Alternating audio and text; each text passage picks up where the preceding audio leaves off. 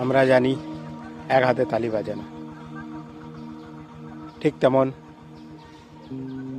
রুটি, আমরা যে রুটি বানাই, রুটি খেতে গেলে তার এক পিঠ সেকে সেটা খাওয়ার উপযুক্ত হয় না, তার দু পিঠ সেঁকতে হয়।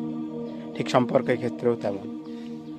সুখ সমৃদ্ধি বা সুখ দুঃখগুলোকে এগিয়ে নিয়ে যাওয়ার জন্যে, জীবনকে অতিবাহিত করার জন্যে, বয়ে নিয়ে যাওয়ার জন্যে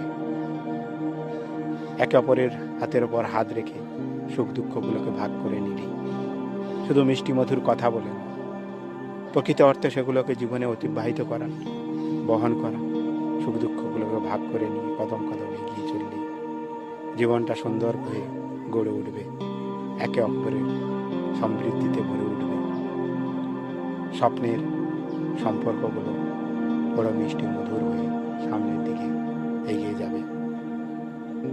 জীবনটা বড় এক সুদৃঢ় লহমায় হইতে থাকবে।